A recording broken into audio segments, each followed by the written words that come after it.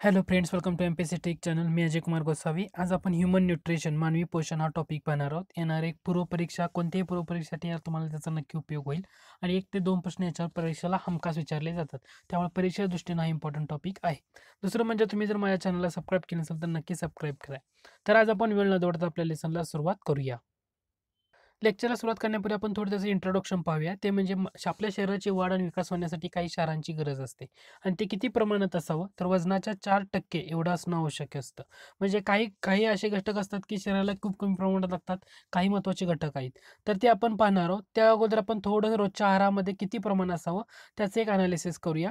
ते म्हणजे तुम्हाला रोजच्या आहारामध्ये जर सोडियम बघितलं तर ते 2.5 ग्रॅम पाहिजे, calcium 1.2 gram, potassium 1 gram, iodine 20 gram.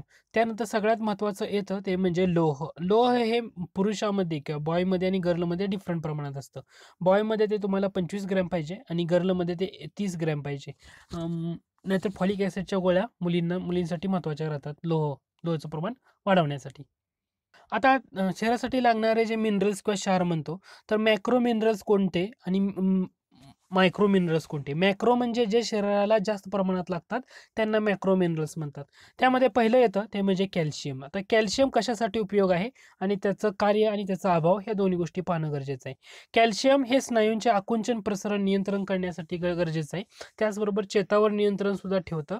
कॅल्शियमचा उपयोग म्हटलं तर तुम्हाला हाड आणि दातांच्या निर्मितीमध्ये, तर हे तुम्हाला समजतं. परंतु याच्यामुळे होणारे आजार कोणते आहेत? अभावामुळे, कॅल्शियमच्या अभावामुळे होणारे आजार, तर ते कन्व्हल्शन आणि हॅल्युसिनेशन ह्या प्रकारचे आजार कॅल्शियममुळे होतात. पण कॅल्शियममुळे महत्त्वाचं काय आहे तर तुम्हाला त्याचं कार्य लक्षात ठेवणं गरजेचं आहे. त्यातल्या त्यात तुम्हाला हाडांचा आणि दातांच्या निर्मितीमध्ये कॅल्शियमचा सहभाग असतो, इम्पॉर्टंट आहे.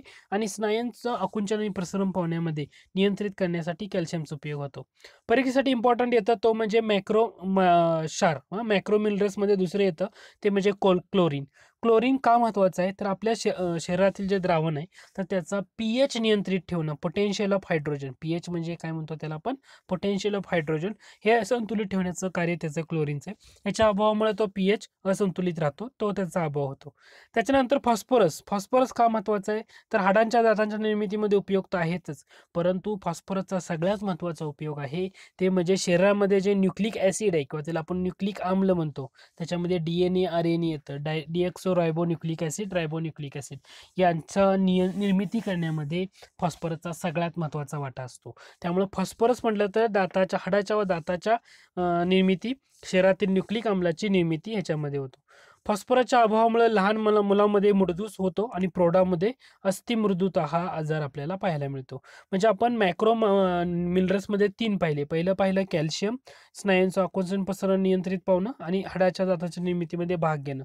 दुसरं पाहिलं क्लोरीन, आपल्या शरीरातील द्रावणाचा पीएच नियंत्रित करणं, कॅल्शियम क्लोरीन. तिसरं पाहिलं आपण फॉस्फरस, हाडांच्या व दातांच्या निर्मितीमध्ये आहेच, परंतु सगळ्यात महत्त्वाचं येतं मध्ये शरीरातील जे न्यूक्लिक आम्ल आहे किंवा न्यूक्लिक ॲसिड आहे म्हणजे DNA RNA याच्या निर्मितीमध्ये फॉस्फरसचा सगळ्यात महत्त्वाचा वाटा येतो.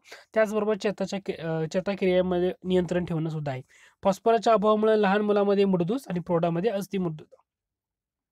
मॅक्रो मिनरल्समध्ये चौथा येतो तो म्हणजे सोडियम. सोडियम कशासाठी आहे तर तो स्नायूंच्या कार्यासाठी उपयुक्त होतो, चेताआयोगाचं वहन करणं. परंतु सोडियमच्या अभावामुळे काय होतं तर डिहायड्रेशन, आपण म्हणतो आपली बॉडी डिहायड्रेट झाली असं म्हणतो, तर ते सोडियमच्या अभावामुळे होतं, तर हे लक्षात असू द्या. पाचवं मॅक्रो मिनरल्समध्ये येतं ते म्हणजे सल्फर. सल्फर म्हटलं तर हा एक प्रथिनांचा घटक असतो. सल्फरचा उपयोग कशामध्ये होतो तर हा जो जीवनसत्व B1 आहे याच्या निर्मितीमध्ये भाग घेतो. जीवनसत्व B1च्या निर्मितीमध्ये भाग कोण घेतो तर सल्फर. कोबाल्ट म्हटलं तर कशामध्ये इम्पॉर्टंट येतं तर B12 मध्ये येतं कोबाल्ट. तसं B1 मध्ये महत्त्वाचं येतं तो सल्फर. त्याचबरोबर त्वचा, नाक, केस याच्या निरोगीपणासाठी सुद्धा सल्फर आवश्यक आहे.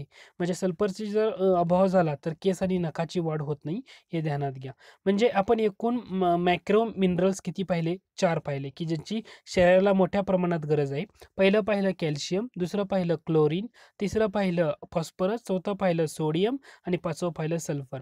आता त्यामध्ये परत एकदा रिवाइज करूया. कॅल्शियम स्नायूंचं आकुंचन प्रसारण नियंत्रित करणं, हाडांच्या व दाताच्या निर्मितीमध्ये भाग, हॅल्युसिनेशन हा आजार, एवढं लक्षात ठेवा. क्लोरीन शरीरातील द्रावणाचा पीएच संतुलित ठेवणं.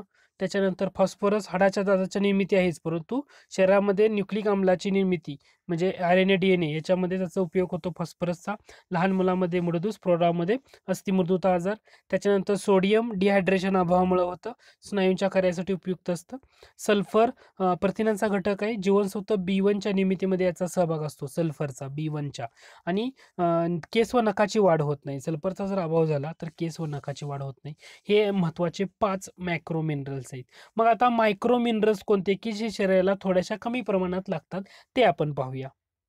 आता आपण पाहतोय तो म्हणजे मायक्रो. मायक्रो म्हणजे ज्यांची शरीराला कमी, त्यामध्ये पहिल्यांदा येतं ते म्हणजे क्रोमियम. क्रोमियम कशासाठी उपयुक्त आहे तर इन्शुलिनची कार्यक्षमता वाढवणे, इन्शुलिन्स वाढवणं. जर क्रोमियमच्या अभावामुळे कोणता आजार होतो तर डायबिटीज किंवा त्याला आपण मधुमेह म्हणतो. तर क्रोमियम कशासाठी उपयुक्त तर इन्शुलिनची कार्यक्षमता वाढवण्यासाठी क्रोमियम महत्त्वाचं आहे आणि त्याच्या अभावामुळे डायबिटीज किंवा त्याला मधुमेह नावाचा आजार होतो.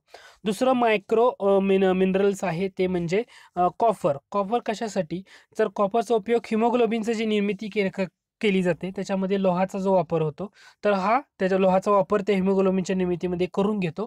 त्याच्यासाठी या कॉपरची गरज आहे. म्हणजे कॉपर काय करतो, हिमोग्लोबिनची निर्मिती करायची आहे. हिमोग्लोबिनची निर्मिती करण्यासाठी गरज कशाची आहे, लोहाची. आणि ती लोहाला हिमोग्लोबिनच्या निर्मितीमध्ये भाग घेण्यासाठी मदत करण्याचं काम कॉपर करतो. कॉपरच्या अभावामुळे काय होतं तर ॲनिमिया नावाचा आजार होतो. काय होतो, ॲनिमिया. त्याच्यानंतर तिसरं मायक्रो मिनरल्स आहे. मायक्रो, मी मॅक्रो म्हणत नाही, मायक्रो म्हणजे की ज्याची कमी प्रमाणात शरीराला गरज आहे, ते येतं कोबाल्ट. कोबाल्ट का महत्त्वाचं आहे तर कोबाल्टबद्दल तुम्हाला एवढंच लक्षात ठेवलं तरी मोर दॅन इनफ आहे.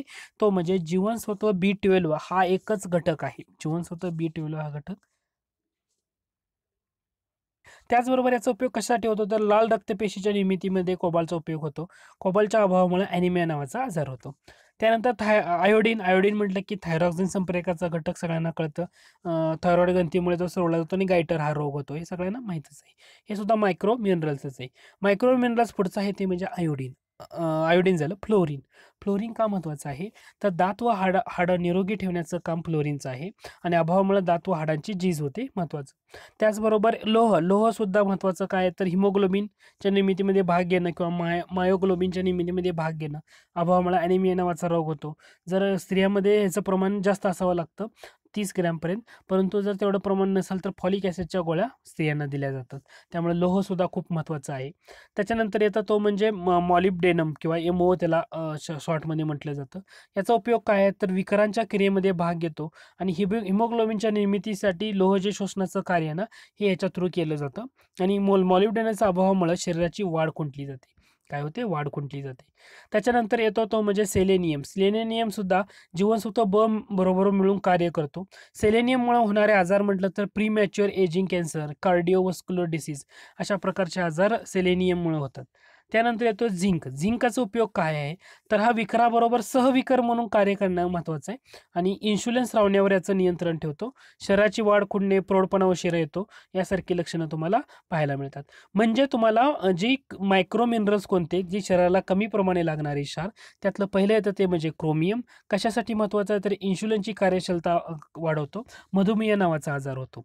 दुसरा येतो तो कॉपर. कॉपर डायरेक्ट हिमोग्लोबिनच्या निर्मितीमध्ये भाग घेत नाही, तर तो लोहाचा वापर करून घेतो हिमोग्लोबिनच्या निर्मितीमध्ये आणि याच्या अभावामुळे होणारा आजार म्हणजे ॲनिमिया. त्यानंतर तिसरा मायक्रो मिनरल्स येतं ते म्हणजे कोबाल्ट. जीवनसत्व B12 हा महत्त्वाचा घटक. लाल रक्तपेशीच्या निर्मितीमध्ये त्याचा उपयोग होतो. ॲनिमिया नावाचा रोग. त्याच्यानंतर आयोडीन.